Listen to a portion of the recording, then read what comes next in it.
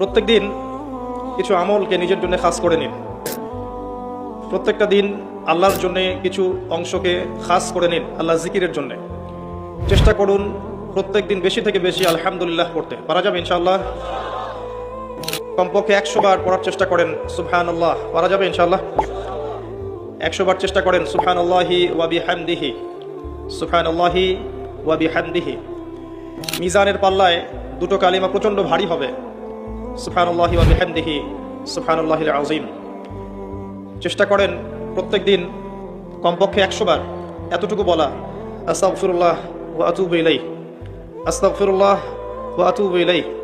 নবী সাল্লাল্লাহু আলাইহি ওয়াসাল্লাম, যার আগের পিছের সমস্ত গুনাহ মাফ, যিনি নিষ্পাপ মানুষ, তিনি দিনে 100 বার আল্লাহর কাছে ইস্তেগফার করতেন। সেখানে আমাদের কতবার পড়া উচিত আমরা নিজেরাই বুঝতে পারছি। কমপক্ষে 100 বার বলতে চেষ্টা করি আস্তাগফিরুল্লাহ ওয়া আতুবু ইলাইহি। এবং সকালে এবং সন্ধ্যায় একবার করে বলার চেষ্টা করি সাইয়্যিদুল ইস্তেগফার। সাইয়্যিদুল ইস্তেগফার কোন বই পাবেন?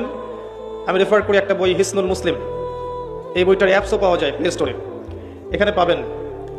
সকালবেলা পড়ার পরে কেউ যদি সন্ধ্যার আগে মারা যায়, ইনশাআল্লাহ জান্নাতে যাবে। সন্ধ্যাবেলায় পড়ার পরে ফজর হওয়ার আগেই যদি মারা যায়, ইনশাআল্লাহ জান্নাতে যাবে। কোনটা সাইয়্যিদুল ইস্তেগফার? আল্লাহুম্মা আনতা রাব্বি লা ইলাহা ইল্লা আনতা খালাকতানি আনা আবদুক ওয়া আনা আলা আহদিক ওয়া ওয়া'দিকা মাসতাতা'ত আউযু বিকা মিন শাররি মা সানা'ত আবু'ু লাকা বিনি'মাতিকা আলাইয়া ওয়া আবু'ু বিযানবি ফাগফিরলি ফাইন্নাহু লা ইয়াগফিরু যুনুবা ইল্লা আনত। এর আগে কখনো শুনেছেন? যাদের মুখস্থ নাই, এটা মুখস্থ করা যাবে? সারা জীবনে মাশাআল্লাহ আমরা এসএসসি পাস করেছি না, এইচএসসি করেছি, অনার্স মাস্টার্স করেছি, physics, chemistry, biology, economics, political science, Jio politics, BCS coaching, computer course সব করেছি না? সাইয়্যিদুল ইস্তেগফারটা মুখস্থ করা যাবে না? যাবে ইনশাআল্লাহ। আল্লাহ পাক তৌফিক দান করুন।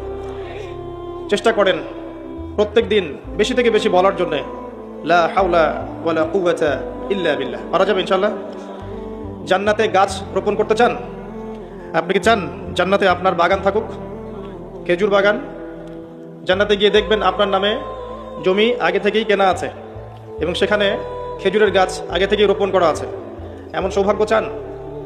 বেশি থেকে বেশি পড়বেন সুবহানাল্লাহিল আযীম ওয়া বিহামদিহি, সুবহানাল্লাহিল আযীম ওয়া বিহামদিহি। একবার পড়বেন, একটা গাছ রোপণ করা হবে ইনশাআল্লাহ। কমপক্ষে 10 বার পড়বেন, সকালে 10 বার, সন্ধ্যায় 10 বার। কি পড়বেন? দরুদ শরীফ। কি পড়বেন? দরুদ শরীফ।